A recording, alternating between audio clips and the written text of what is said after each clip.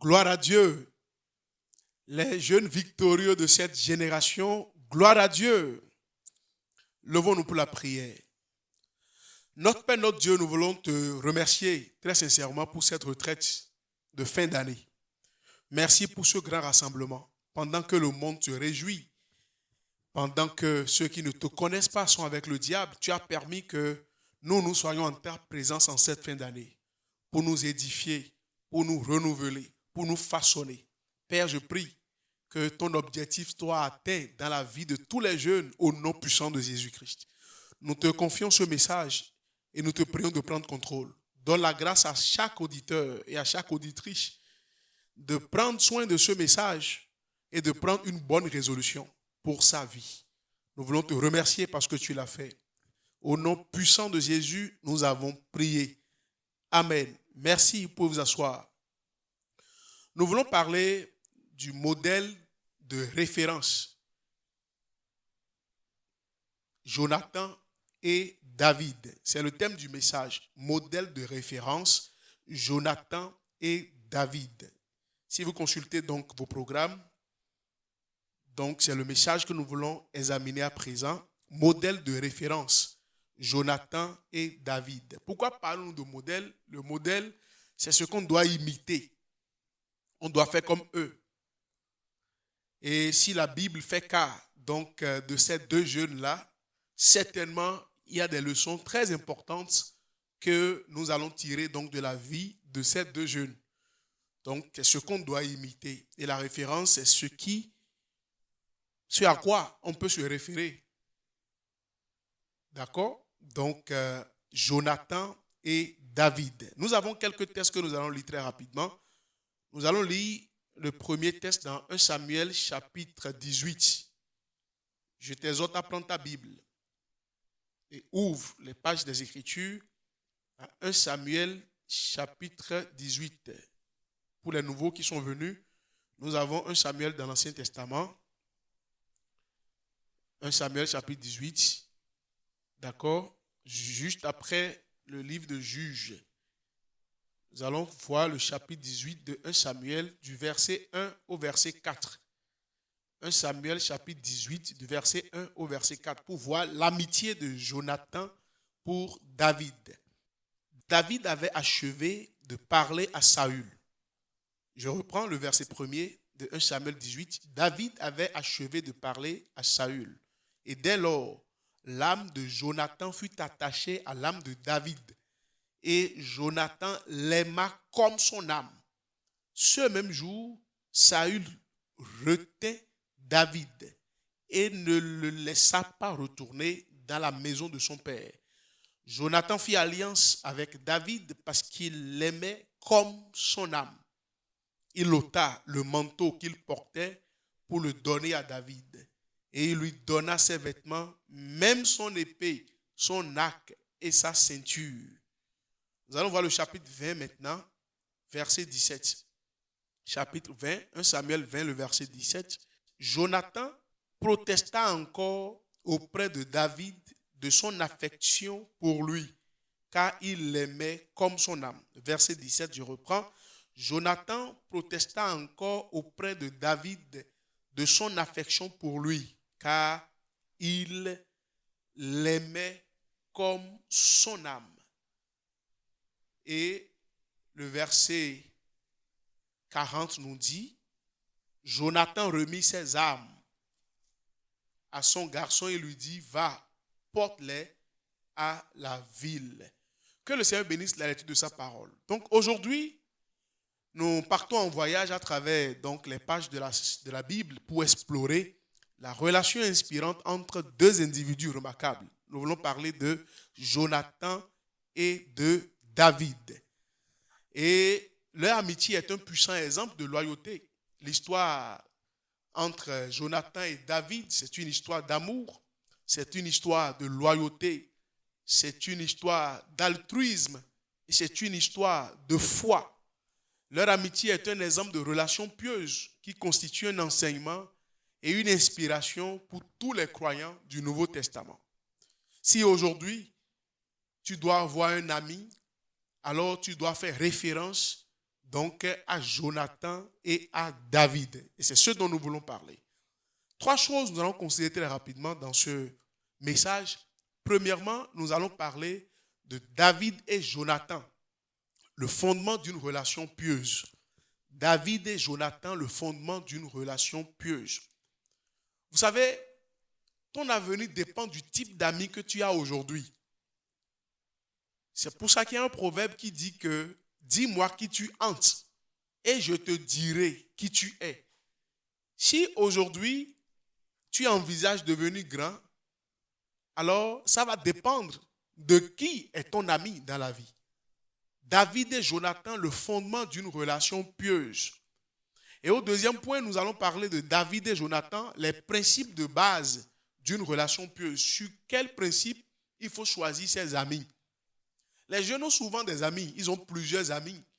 J'ai des amis ici, j'ai des amis à gauche, j'ai des amis à droite, mais ils ne connaissent pas les principes de base sur lesquels ils doivent chercher et fonder leur amitié.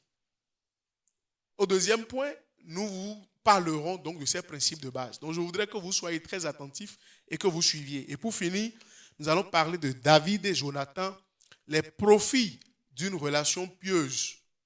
Quand vous bâtissez votre relation sur le Seigneur, quels sont les profits? Et le modèle que nous considérons ce soir, c'est Jonathan et David. Retournons au premier point pour parler de David et Jonathan, le fondement d'une relation pieuse. Amos 3, le verset 3. Amos chapitre 3, le verset 3. Deux personnes peuvent-elles marcher ensemble si elles ne sont pas d'accord? Est-ce que deux personnes peuvent marcher si elles ne sont pas d'accord? C'est une question et ce n'est pas possible.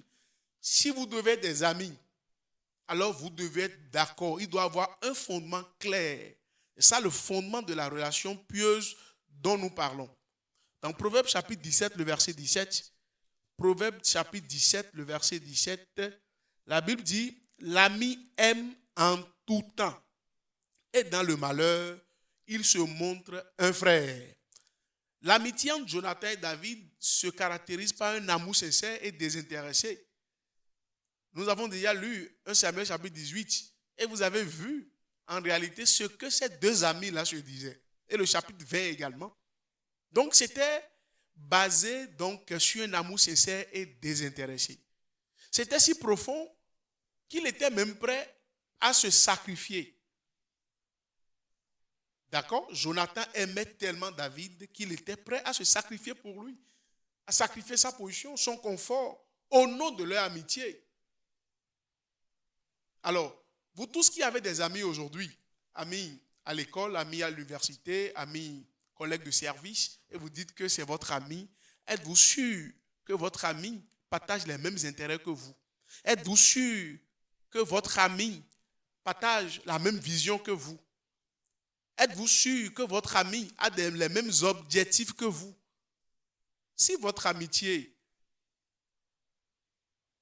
ne peut pas vous conduire dans une bonne destination, alors il vaut mieux briser cette amitié-là aujourd'hui. Deux personnes peuvent-elles marcher ensemble si elles ne sont pas d'accord? Les oiseaux de même plumage vont toujours ensemble. Toujours. C'est une loi naturelle. Les oiseaux de même plumage vont toujours ensemble. Vous ne verrez jamais un pigeon aller avec une hirondelle. Les oiseaux de même plumage vont tout souvent ensemble. Mais pourquoi l'amitié de David et de Jonathan était si certaine?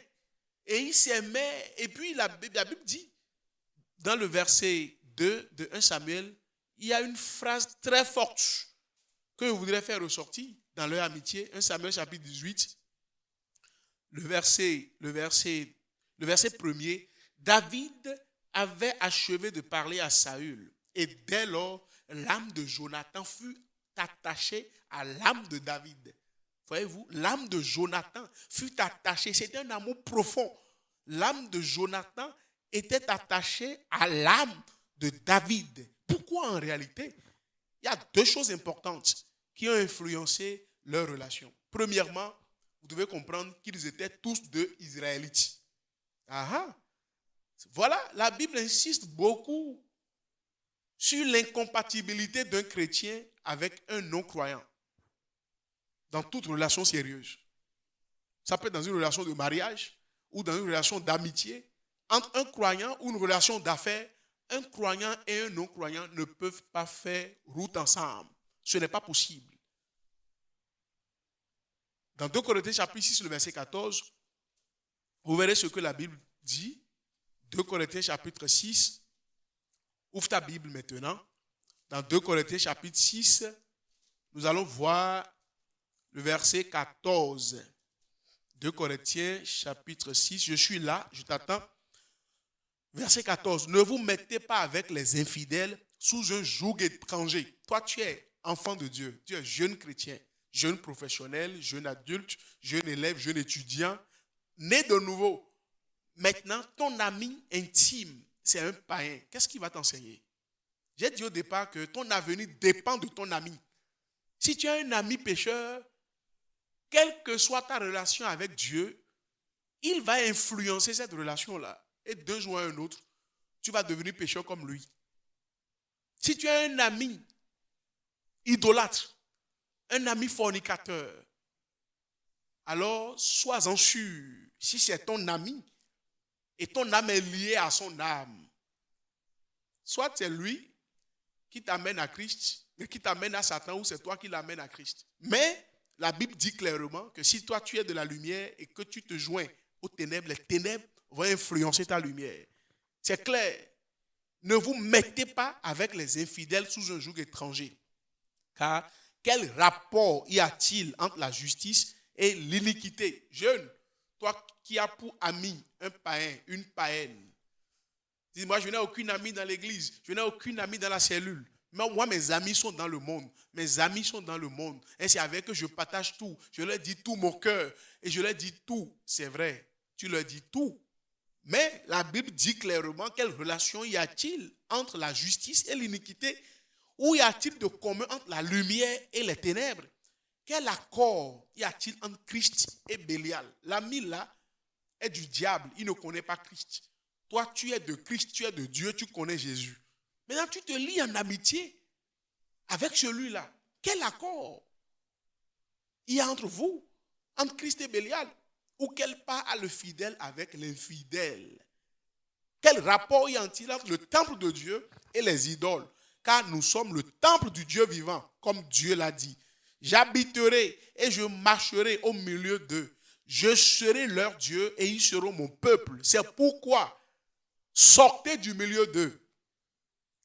Si votre amitié n'est pas fondée sur une relation pieuse, alors aujourd'hui, le Seigneur t'exhorte à briser cette amitié-là. Il dit, c'est pourquoi sortez du milieu d'eux. Sortez du milieu d'eux. Et séparez-vous, dit le Seigneur. Séparez-vous, dit le Seigneur.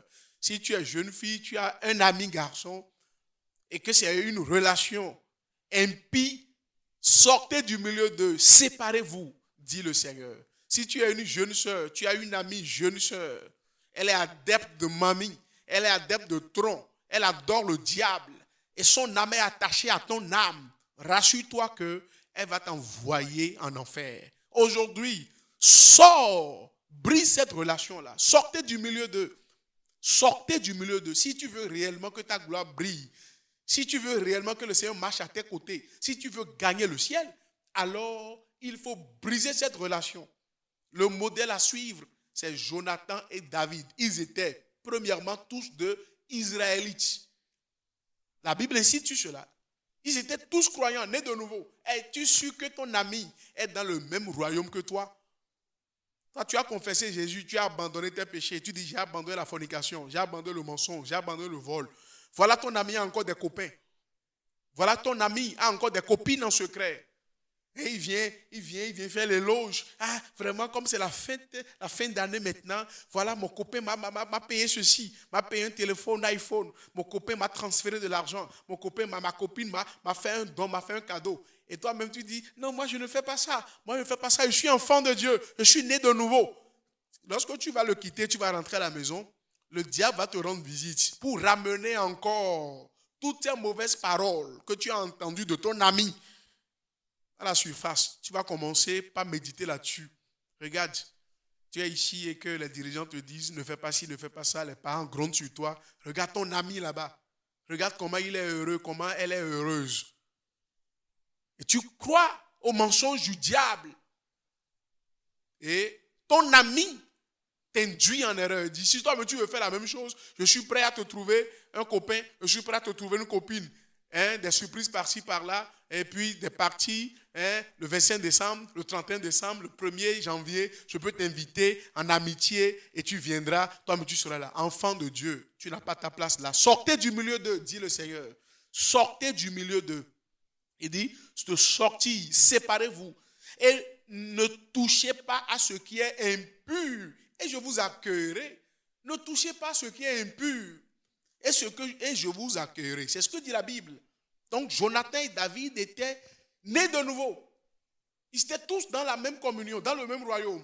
Deuxièmement, ils étaient tous deux passionnés par la délivrance d'Israël, de la main des nations et des ennemis. C'est ça la passion de David. Et c'est ça qui l'a poussé justement à aller voir Saül, pour qu'il lui donne le privilège d'aller combattre Goliath.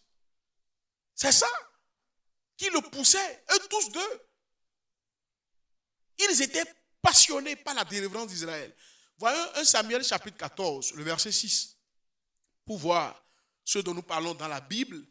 1 Samuel chapitre 14, considérons le verset 6.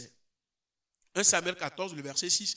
Jonathan dit au jeune homme qui portait ses armes, viens et poussons jusqu'au poste de ces incirconcis. Peut-être l'Éternel agira-t-il pour nous, car rien n'empêche l'Éternel de sauver au moyen d'un petit homme comme d'un grand homme. Voilà Jonathan le combattant. Voilà Jonathan. Ils étaient tous deux passionnés par la délivrance d'Israël. Ils étaient tous engagés pour que Israël soit délivré de la main du plus fort du peuple plus fort que lui. Ils étaient tous passionnés, engagés. Est-ce que ton ami aujourd'hui a la même flamme que toi? Quand toi tu dis, mon ami, nous allons prier, est-ce que lui-même il prend? Celui avec qui tu t'engages en partenariat, dans les affaires ou dans le mariage, ou pour les études, à l'université ou à l'école, c'est mon ami d'amphi, c'est mon ami de cabine. Maintenant, vous ne pouvez pas prier ensemble. Vous ne pouvez pas jeûner ensemble. Vous n'êtes pas passionné par les mêmes choses. Pour lui, ce qui le passionne, c'est tout autre chose. Ce qui le passionne, c'est comment faire prévenir un gaiman. Mais toi, ce qui te passionne, c'est comment faire pour que les gaimans soient sauvés. Voyez-vous, c'est deux choses différentes. Lui, il fait tout pour gagner de l'argent facilement. Il veut ça, c'est ça sa passion. Et il déclare même cela devant toi. Si je peux gagner de l'argent, n'importe comment, si je peux trouver, alors moi, je vais prendre. Même s'il y a un sacrifice à faire, je le ferai. Mais toi, tu dis non, Christ est mort pour moi. Je dois tout faire pour aller au ciel. Vous n'êtes pas au même diapason. Jonathan et David étaient tous deux passionnés par la même chose, la délivrance du peuple d'Israël de la main du diable. Et le chapitre 17, verset 32, chapitre 17, le verset 32, vous voyez maintenant pour David, ce que David a dit. David dit à Saül que personne ne se décourage à cause de ce Philistin. Ton serviteur, David, ira se battre avec lui. C'était sa passion. Vous avez vu, donc dans le chapitre 14, le verset 6, la passion de Jonathan. Et maintenant ici, dans le chapitre 17, le verset 32, la passion de David.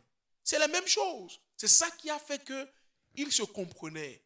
C'est ça qui a fait qu'ils pouvaient se sacrifier l'un pour l'autre. C'est ça qui a fait qu'ils étaient soudés, même dans l'âme. Dit, mon âme est liée à ton âme. C'est ça. Es-tu sûr que ton amitié aujourd'hui se base sur ce fondement? Ta relation aujourd'hui est une relation pieuse. Es-tu sûr? Il faut revoir celui qui est ton ami. Premièrement, est-ce que vous êtes tous donnés de nouveau? Deuxièmement, est-ce que vous avez tous la même passion pour avancer dans la vie? Peut-être que lui, il veut laisser les études. Il n'a pas la passion d'avancer. Mais toi, tu as une grande passion et tu es en train de lutter. Si vous n'avez pas les mêmes objectifs, sortez du milieu d'eux. Il faut vous séparer, dit le Seigneur. Je prie que le Seigneur t'aide à prendre une bonne résolution pour ta vie au nom puissant de Jésus-Christ. Je vais au deuxième point très rapidement pour parler de David et Jonathan. Les principes de base d'une relation pieuse. Je vous ai parlé au point 1 du fondement. D'accord? Maintenant, je vous parle des principes de base d'une relation pieuse. Allons dans Proverbe 18, le verset 24. Proverbe chapitre 18, le verset 24. Proverbe chapitre 18, le verset 24. Celui qui a beaucoup d'amis les a pour son malheur. Celui qui a beaucoup d'amis. Vous allez entendre les jeunes dire, oh, moi j'ai plein d'amis. Mais la Bible répond ici en disant que celui qui a beaucoup d'amis les a pour son malheur. Mais il est tel ami plus attaché qu'un frère. Celui qui a beaucoup d'amis les a pour son malheur. David a dû faire face à de nombreux défis et des menaces dans sa vie. Et nous voyons Jonathan toujours à ses côtés. Seul, vous ne verrez pas un autre ami. C'est Jonathan seul, vous verrez. À ses côtés pour le soutenir avec loyauté. Une loyauté inébranlable. Il était sincère. Et ce qui a fait que leur amitié n'a pas été ébranlée. Pas les pressions du monde. Pas les pressions même du papa de Jonathan. Alors, c'est ça réellement qui doit être les principes de base, donc, de notre amitié aujourd'hui, en tant qu'amis. Et de leur relation, il y a des choses importantes que nous pourrons déceler. Premièrement, la qualité qu'il y a là, ils se sont sacrifiés l'un pour l'autre. Et nous avons vu cela dans 1 Samuel chapitre 18, le verset 4. Es-tu sûr que ton ami aujourd'hui peut se sacrifier pour toi? Es-tu sûr que celle qui est avec toi aujourd'hui peut se sacrifier pour toi? Là, si c'est faux, la réponse est fausse. Vous n'êtes pas encore des amis. Ils se sont sacrifiés l'un pour l'autre. 1 Samuel chapitre 18. Vous voyez le sacrifice. Jonathan a donné ses vêtements. 1 Samuel 18, le verset 4. 1 Samuel chapitre 18, le verset 4. Il ôta le manteau qu'il portait pour le donner à David. Et il lui donna ses vêtements, même son épée, son arc et sa ceinture. Il a tout donné à David. Ses vêtements, sa ceinture militaire. Parce qu'il l'aimait. Il l'aimait et il voulait le voir devenir roi un jour. L'ami pense à son ami. Il n'est pas jaloux de lui pour dire comment. Moi, je serai ici maintenant et que lui viendra devenir roi. Je serai ici maintenant et lui va payer une moto. Vous êtes des amis et le jour où toi tu paies moto, ton ami n'est plus content de toi. Quelle amitié. Tu es ami et le jour où tu paies une voiture, ton ami devient jaloux. C'est quelle amitié ça là?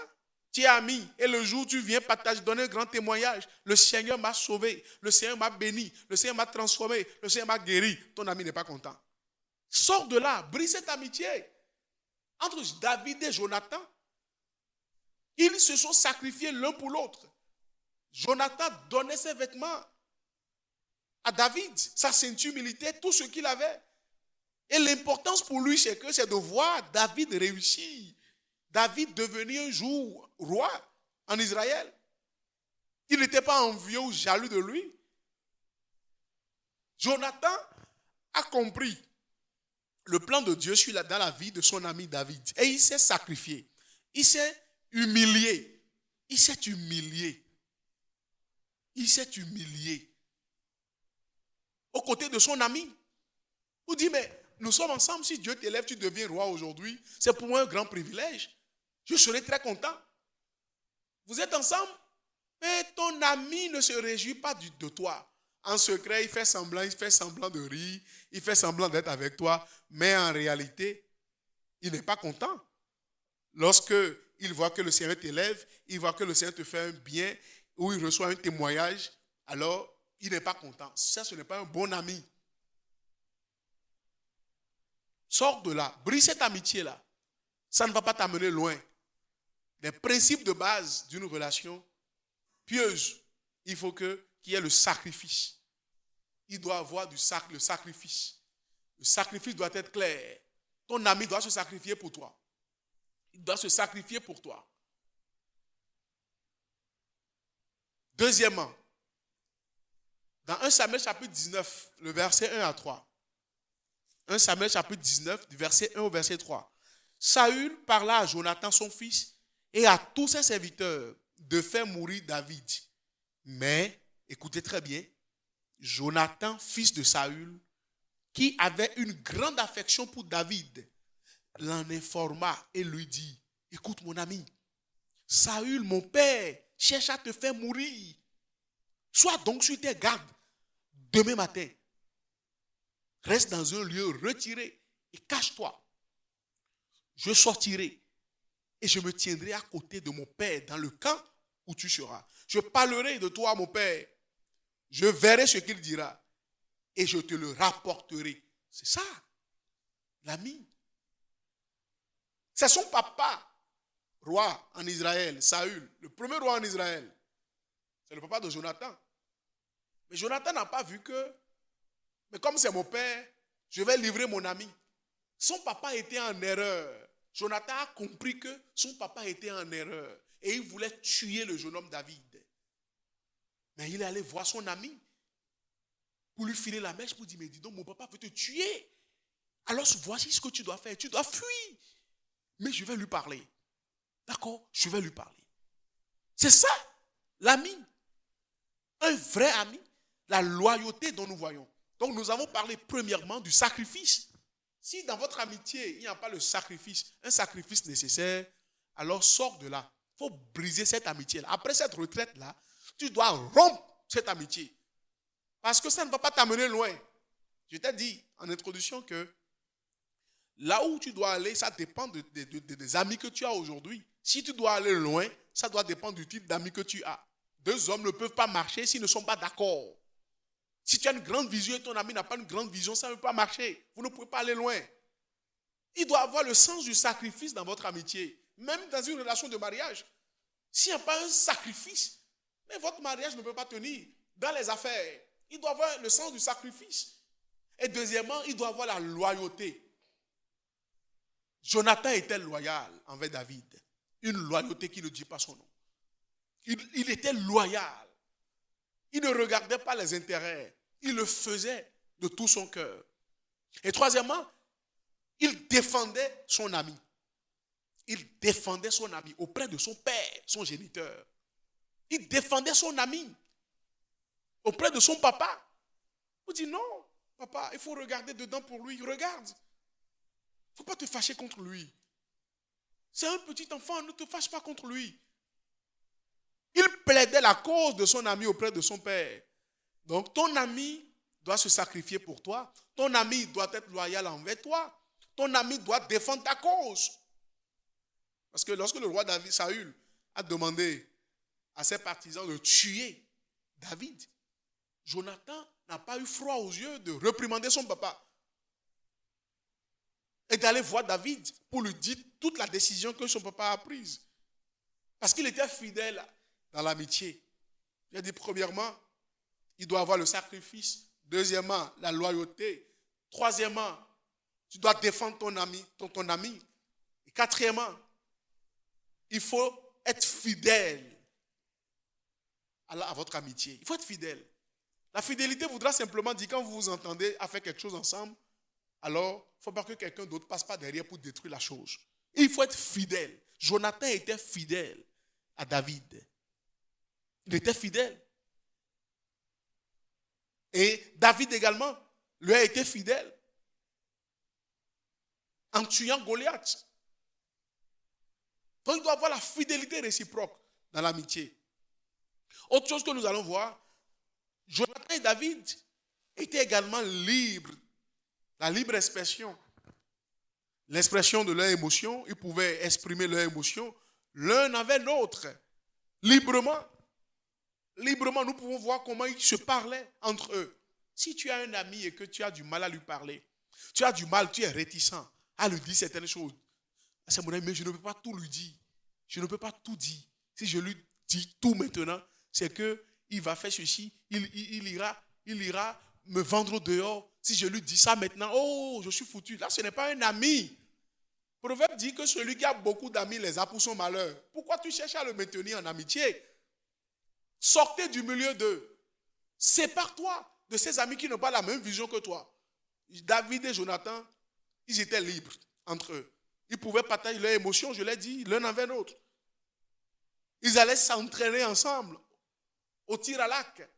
Ils allaient à l'entraînement. Ensemble, ils faisaient tout. Nous pouvons voir qu'ils mangeaient ensemble, ils pleuraient ensemble, ils partageaient leurs émotions ensemble, ils partageaient leur joie ensemble. C'est ça les ingrédients indispensables pour construire une relation pieuse et une relation payante.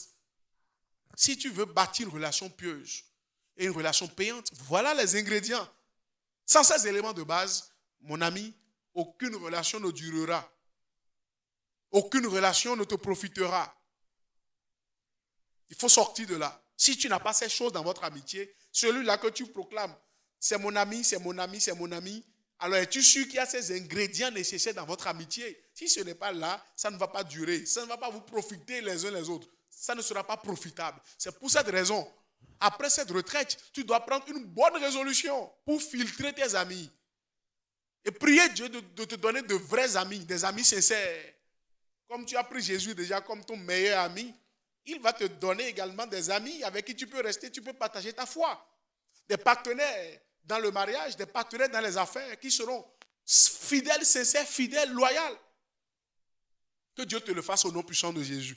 Alors, dernier point très rapidement, pour parler de David et Jonathan, les profits d'une relation pieuse.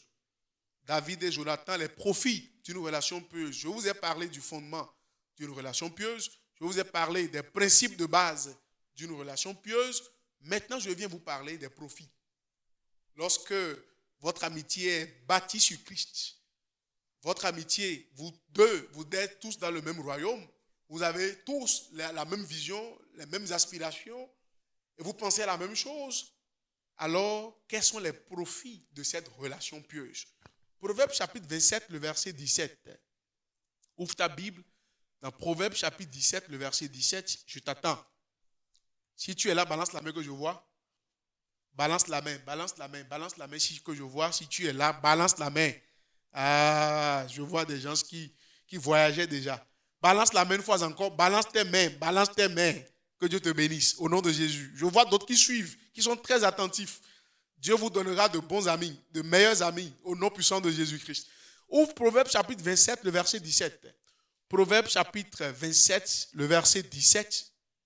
Proverbe 27, le verset 17. Comme le fer aiguise quoi? Qu'est-ce que tu lis là-bas? Comme le fer aiguise le fer. Voilà. C'est le fer qui aiguise le fer. C'est le fer qui aiguise le fer. C'est pour cette raison, qui que tu sois, tu dois chercher à avoir de vrais amis. C'est le fer qui aiguise le fer. Tu ne peux pas faire route toi seul. Non, non, non. C'est pour cette raison, à un certain âge, quand tu finis des études et que Dieu te donne un travail, un emploi stable, tu dois chercher à te marier pour avoir un partenaire. Et avec lui, vous partagez ensemble, vous vous aiguisez. Dans la foi également, il te faut un partenaire dans la foi. Comme tu n'es pas marié, tu es simple, tu es seul, tu dois avoir un ami avec qui tu dois tout partager. C'est le fer qui aiguise le fer. Il y a des jeunes qui disent, pour moi, je n'ai pas d'amis. Ils sont célibataires. Ils ne sont pas mariés, ils n'ont aucun partenaire, aucune partenaire. Et ils disent, non, non, non, moi je n'ai aucun ami, je n'ai aucune amie. Je prie que le Seigneur t'en donne. Il y a de vrai. Parce que c'est le fer qui aiguise le fer. Une seule hirondelle ne fait pas le printemps. Ce n'est pas possible. C'est le fer qui aiguise le fer. Tu dois rester dans l'assemblée ou avec des gens qui partagent la même vision que toi. Et quand nous faisons donc référence à Jonathan et David, l'histoire que nous considérons aujourd'hui, ils ont conclu une alliance qui allait au-delà de la simple amitié. Ça va au-delà de la simple amitié. Il s'agissait donc d'un engagement fondé sur leur foi en Dieu. Parce qu'ils étaient tous deux Israélites, je vous l'ai dit au départ. Donc, tu cherches, tu pries Dieu de te donner un ami, un partenaire chrétien, dans le même royaume que toi. Je le répète, si tu es là, jeune, et que tu as un ami ou une amie dans le monde, tu veux te détruire toi-même. L'ami que tu as dans le monde, et si c'est ton ami, c'est avec lui que tu partages tout. Tu partages tout. J'ai connu une sœur d'église, il y a de cela quelques années. Ce que vous dites aujourd'hui, c'est la même chose qu'on lui disait dans le temps. Ma sœur, concentre-toi sur le Seigneur. Il faut prier. Ne parle plus au dehors. Dis, mes amis sont dans le monde. Mes amis sont dans le monde. Elle est tombée sur une amie qui a l'esprit de la sirène des eaux. C'est-à-dire, chaque nuit, cette amie-là reçoit de la visite des esprits venant des eaux. Quand elle ferme les yeux seulement, les gens viennent dans sa chambre. Il y a plusieurs genoux qui sont enchaînés par ces esprits-là. Mais toi qui m'entends, j'envoie la puissance de Dieu pour te délivrer au nom puissant de Jésus-Christ. Elle s'est liée à cette amie-là. Et son âme était liée à l'âme de l'ami. Si bien que l'ami lui a donné une bague. Quand même qu'elle soit chrétienne, elle a pris la bague. Elle ne portait pas ça en présence des parents. Elle porte ça au nom de leur amitié. Mais ce n'est pas cette bague-là que les forces du mal venaient lui rendre visite dans sa chambre pour le presser. Mais quand ça a commencé par devenir très, très, très dur pour elle, c'est-à-dire, si elle ferme les yeux, elle se voit à la plage. Si elle ferme les yeux, elle se voit dans la mer. Elle ferme les yeux, elle se voit là maintenant, la mer vient la couvrir. Elle dit, je ne comprends plus rien. Et des gens viennent m'emporter. Elle a commencé par avoir peur. Ces gens ont commencé par prier pour elle. Mais elle s'était déjà engagée. Et les esprits des eaux étaient déjà rentrés en elle. Il fallait être là pour voir sa délivrance. C'est comme ça. Si tu ne sais pas avec qui tu rentres en amitié, mais c'est dangereux, c'est grave pour toi. Tu n'auras aucun bon profit. C'est des conséquences que toi tu auras. Mais Jonathan et David, ils ont conclu une alliance pieuse. Un engagement fondé sur leur foi en Dieu. Parce qu'ils savent qu'ils veulent délivrer le peuple d'Israël de la main des ennemis. Ils avaient foi en Dieu. Donc en tant que chrétien et jeune chrétien, tes relations doivent refléter un engagement clair et net. Je suis avec toi, par la grâce de Dieu, pour gagner le ciel. Si nous sommes ensemble et que nous ne pouvons pas tous aller au ciel, c'est que nous avons perdu. Si nous sommes en amitié et que nous ne pouvons pas jeûner ensemble, prier ensemble, et que tu ne peux pas être content de mon succès, je ne peux pas être content de ton élévation, c'est que nous sommes foutus. Les relations doivent être fondées sur des principes et des préceptes bibliques. Et bénéfiques pour les deux parties. Bénéfiques pour les deux parties. Jonathan et David pleuraient ensemble. Jonathan et David se réjouissaient ensemble. Jonathan et David, ils faisaient tout ensemble. Et ces bénéfices peuvent même dépasser le temps et l'espace. Ça va au-delà de ce temps présent parce qu'ils étaient contents. Et c'était un bonheur éternel. Aujourd'hui, David et Jonathan peuvent se revoir encore au ciel. Depuis des années, ils peuvent être là par la grâce de Dieu. Je dis que nous avons combattu le bon combat de la foi. Ils étaient restés ensemble sur terre. Et ils ont combattu jusqu'à la fin de leur vie. Aujourd'hui, au ciel, je peux imaginer Jonathan et David en train de se réjouir. Ensemble au ciel. Donc une relation pieuse peut favoriser et soutenir l'accès au paradis et à la réussite des projets dans la vie. C'est clair. Si tu dois aller au ciel, ça dépend de la relation que tu as et de cette relation dans laquelle tu t'engages aujourd'hui. Et ce n'est pas tous les frères dans l'église ou toutes les sœurs dans l'église qui sont nés de nouveau.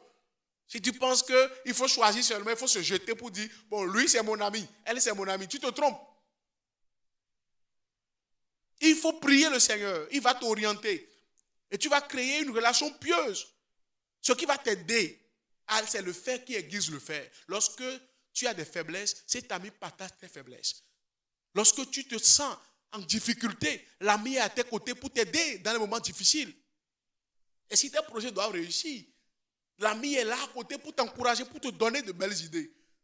Mais si c'est une relation impie, ça peut t'empêcher d'aller au ciel. Et tu vas voir tes projets également à l'eau. Tu ne réussiras pas. Si tu te lis aux amis qui ne sont pas nés de nouveau, aux faux frères, aux fausses sœurs, tu vas voir tes projets à l'eau. C'est pourquoi, vous, jeunes qui m'écoutez, qui voulez aller au ciel, vous devez vous méfier des relations qui entravent votre vie chrétienne et qui entachent votre sincérité. Si tu ne fréquentes que des hommes de mauvaise foi ou des femmes de mauvaise foi, Toi-même, tu vas devenir comme eux. Tu vas faire la même chose comme eux. Il faut prier Dieu et te méfier des relations impies, des mauvaises relations. Il faut prier le Seigneur pour qu'il te donne de vrais amis. Et alors là, tu peux avoir des profits. Aujourd'hui et éternellement, premièrement, comme profit, tu peux avoir la préservation de la vie. L'amitié entre David et Jonathan a ouvert la voie à la préservation. Voyez-vous? 2 Samuel 9, verset 7. David lui dit, ne crains point, car je veux te faire du bien. Voilà, la préservation de la vie.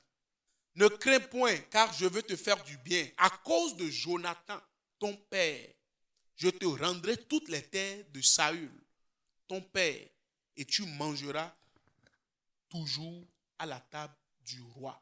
Voyez ici la bienveillance de David envers Méphibosheth, le fils de Jonathan. Lorsque finalement David, Dieu lui a fait grâce, et il a pris le trône, il s'est rappelé de son ami Jonathan. Il dit, mais n'y a-t-il personne dans la famille de Saül à qui je peux faire encore du bien? Les gens ne voulaient pas dire non, il n'y a personne, il n'y a personne, il n'y a personne. Mais quelqu'un dit, bon, il y a quelqu'un là, un fils de Jonathan qui est perclus des 2 pieds. Il est perclus des 2 pieds. Et il est allé, il est quelque part à l'O-Débar. Quelque part à l'O-Débar. Il est loin. Mais David a demandé qu'on aille le chercher. Et dès ce jour-là, Méphibosheth a commencé par manger à la table du roi à cause de David et à cause de son papa Jonathan. Donc, il y a la préservation de la vie. Ça, c'est le privilège. Deuxièmement, les relations pieuses favorisent une vie spirituelle saine. Les amis pieux qui sont dans le royaume de Dieu sont toujours une source d'inspiration les uns pour les autres. Toujours. Ça favorise une vie chrétienne. Dans une saine émulation, vous voyez que l'autre fait des exploits, l'autre aussi doit aussi faire des exploits pour le Seigneur. Proverbe 27, le verset 17. Proverbe chapitre 27, le verset 17. Proverbe 27, verset 17, la Bible dit, comme le fer aiguise le fer, les relations pieuses favorisent une vie chrétienne, une vie spirituelle saine. Toujours, au jour le jour, vous vous aiguisez. Quand vous vous voyez, vous vous édifiez. Si tu as un ami et que toutes les fois que tu es avec cet ami-là, tu n'es pas motivé à servir le Seigneur, tu n'es pas impacté, alors il faut briser cette relation. Si tu as un ami et toutes les fois tu es avec lui ou tu es avec elle, tu as envie de pécher. Quand tu le quittes, c'est que tu deviens faible. Tu as envie de commettre la fornication, tu as envie de commettre l'adultère, ou tu as envie de commettre la débauche, des choses bizarres. Parce que quand tu es avec lui, tout ce qu'il dit dans tes oreilles là, c'est comment lui l'a fait. Il a réussi à coucher avec 10 femmes. Comment lui l'a fait pour coucher avec 10 hommes là-bas. Comment elle a fait pour gagner de l'argent. Comme la fête s'approche, là, elle a réussi à décrocher de l'argent du garçon là. Et puis c'est ça. Et elle vient te présenter son iPhone. Elle vient te présenter sur sa tablette. Elle dit, je l'ai eu. Et toi-même, vraiment, tu vois que tu deviens faible. Si c'est un ami comme ça, une amie que tu as, c'est une amitié impie. Tu dois détruire ça et quitter cette relation. Autre avantage d'une relation pieuse, les relations pieuses favorisent l'épanouissement dans la vie et le ministère. Ça permet l'épanouissement dans la vie et dans le ministère. Lorsque tu es avec quelqu'un qui a la même vision que toi, qui partage la même foi que toi, tu es épanoui, tu es en sécurité. Ecclésiaste chapitre 4, le verset 9 dit, 2 valent mieux qu'un parce qu'ils retirent un bon salaire de leur travail. 2 dans les études valent mieux qu'un. 2 dans le foyer valent mieux qu'un. 2 dans la vie professionnelle valent mieux qu'un. Parce qu'ils retirent un bon salaire de leur travail. C'est David et Jonathan. C'est un bon modèle. C'est la référence que tous les jeunes doivent suivre aujourd'hui. La référence d'amour, l'amour authentique. La référence de loyauté. La référence d'une alliance enracinée dans la foi. Alors aujourd'hui, efforçons-nous donc d'avoir de vrais amis. Efforçons-nous de tisser de bonnes relations. Efforçons-nous de briser les mauvaises relations, toutes les relations qui ne nous poussent pas en avant. Et ça nous tire en arrière. Efforçons-nous de détruire toutes ces mauvaises relations. Ma prière pour toi aujourd'hui est que Dieu te donne de vrais amis. Dieu te donne de bons compagnons au nom puissant de Jésus-Christ. Et tous ceux qui sont rentrés dans ta vie, et ils sont rentrés dans ton âme, et c'est pour te détruire. Tu fais tout pour t'en libérer, mais tu n'as pas la force. que le Seigneur te donne la force de t'en séparer aujourd'hui. Et que tous ceux-là qui ont pris d'assaut, tous ces mauvais amis, qui ont pris d'assaut ta vie, et ils sont là, ils te domptent, ils te contrôlent. Et c'est eux qui décident de ce que tu dois faire. Et c'est une mauvaise chose. Je prie que le Seigneur délivre ton âme de leurs mains. Au nom puissant de Jésus. Je prie pour libérer ton cœur de la main des faux amis. Je prie le Seigneur de te donner la victoire sur les mauvais amis. Au nom puissant de Jésus. Et qu'il te débarrasse de toute amitié inique. Qu'aujourd'hui, Dieu te débarrasse de toute amitié impure. Qu'il te débarrasse de toute amitié au nom puissant de Jésus. Lève-toi, nous allons parler à Dieu en prière. Tiens-toi debout et prie le Seigneur. Parlant de Jonathan et David, c'est une référence pour nous aujourd'hui. C'est une référence pour la jeunesse. Tu as besoin d'un ami. Tu as besoin d'une amie. Et c'est une amie sincère. C'est un ami sincère. Il te faut prier. Seigneur, aide-moi. Tous ceux qui sont rentrés dans ma vie aujourd'hui et qui se disent amis et qui sont en train de me détruire. Seigneur, aujourd'hui, débarrasse-moi, libère-moi de leurs mains, au nom puissant de Jésus. Prie le Seigneur, lève-toi et prie. Sois sincère, sois honnête. Après cette retraite, le Seigneur va changer ton histoire, au nom puissant de Jésus-Christ. Continue dans la prière, prie jusqu'à satisfaction. Et le Seigneur va te rassurer qu'il t'a exaucé, dans le nom de Jésus-Christ.